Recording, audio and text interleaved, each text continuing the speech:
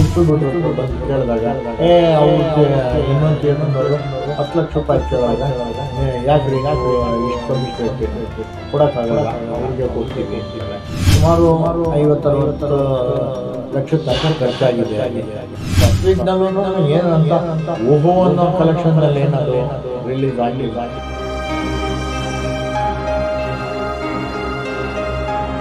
ಇಲ್ಲಿ ದೊಡ್ಡಬಳ್ಳಾಪುರದಲ್ಲೂ ಇದೇ ಪ್ರಾಬ್ಲಮ್ ಇದೆ.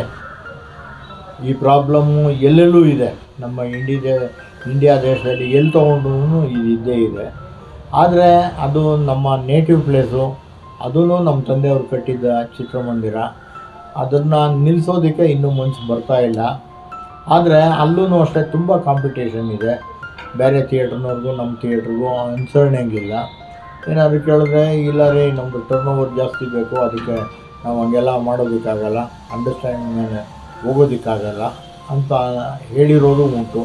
ಅಂಥ ಟೈಮ್ನಲ್ಲಿ ಏನಾಗುತ್ತೆ, ಡಿಸ್ಟ್ರಿಬ್ಯೂಟ್ರ್ ಹತ್ರ ಬಂದು ಕೇಳಿದಾಗ ಅವರು ಇನ್ನೊಂದು ಥಿಯೇಟ್ರ್ನವರು 10 ಲಕ್ಷ ರೂಪಾಯಿ ಕೇಳೋರೆ, ಯಾಕ್ರಿ ನೀವು ಇಷ್ಟು ಕಮ್ಮಿ ಕೇಳ್ತೀರ, ಕೊಡೋಕ್ಕಾಗಲ್ಲ, ಅವ್ರಿಗೆ ಕೊಡ್ತೀವಿ ಅಂತಾರೆ.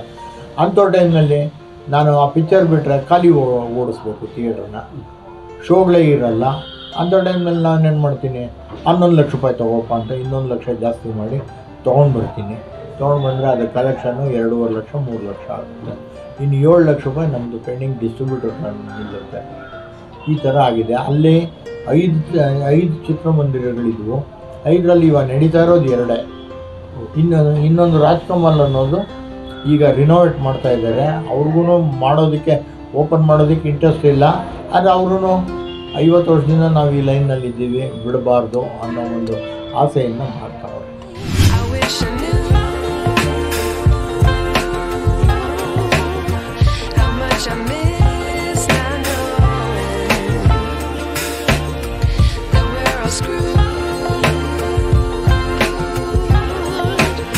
ಎಲ್ಲ ಸೌಂಡು ಎಲ್ಲನೂ ಈಗಿನ ಸ್ಟೈಲ್ನಲ್ಲಿ ಇದೆ.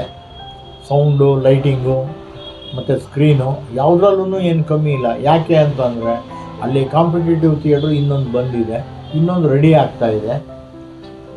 ಸೊ ಅವರಿಬ್ಬರ ಮಧ್ಯೆ ನಾನು ಅದೇ ರೀತಿ ಮಾಡಿದ್ರೇ, ಇಲ್ಲದೆ ಹೋದರೆ ನನ್ನ ಥಿಯೇಟ್ರಿಗೆ ಯಾರು ಬರೋಲ್ಲ, ಬರೀ ಆ 2 ಥಿಯೇಟ್ರ್ನಲ್ಲೇ ಕಲೆಕ್ಷನ್ ಬರುತ್ತೆ ಅನ್ನೋ ದೃಷ್ಟಿಯಿಂದ ನಾವು ಇದೆಲ್ಲ ಆಲ್ಟ್ರೇಷನ್ ಮಾಡಬೇಕಾಗಿ ಬಂತು. ಸುಮಾರು 50-60 ಲಕ್ಷ ತನಕ ಖರ್ಚಾಗಿದೆ. ಅಲ್ಲಿ ಚಿತ್ರಮಂದಿರಕ್ಕೆ 60 ವರ್ಷ ಆಯಿತು. ಇದಕ್ಕಿಂತ ಮೊದಲೇ ಕಟ್ಟಿರೋ ಮಂದಿರ ಅದು ಫಸ್ಟ್ ಕಟ್ಟಿದ್ವಿ, ಆಮೇಲೆ ಉಲ್ಲಾಸ್ ಕಟ್ಟಿದ್ವಿ. ಅಲ್ಲಿ ಸೀಟ್ ಕೆಪಾಸಿಟಿ 680 ಸೀಟ್ ಇತ್ತು. ಈಗ ಅಲ್ಲಿ 540 ಸೀಟ್ ಮಾಡಿದ್ದೀವಿ, ಕಮ್ಮಿ ಸೀಟ್ ಕೆಪಾಸಿಟಿ ಮಾಡಿದ್ದೀವಿ. ಬಾಲ್ಕನಿ 127 ಸೀಟು, 117 ಸೀಟು, ಒಳಗಡೆ 410 ಸೀಟು. ಅಲ್ಲೂ ಇದೇ ರೀತಿಯೇ ಇದೆ. ಆದರೆ ಏನು ಅಂತಂದರೆ ಅದು ಆನ್ಸಿಸ್ಟರ್ಸ್ ಪ್ರಾಪರ್ಟಿ, ಏನಾದ್ರು ಮಾಡಿ ನಡೆಸೋಣ ಅಂದರೆ ನಾವೇನು ನಡೆಸೋದು ಪ್ರಯತ್ನ ಪಟ್ಟರು ಅಲ್ಲೂ ಇನ್ನೊಂದು 1 ವರ್ಷ ಅಥವಾ 2 ವರ್ಷ ಅಷ್ಟೇ, ಅಲ್ಲೂ ಇದೇ ಪರಿಸ್ಥಿತಿ ಬರುತ್ತೆ.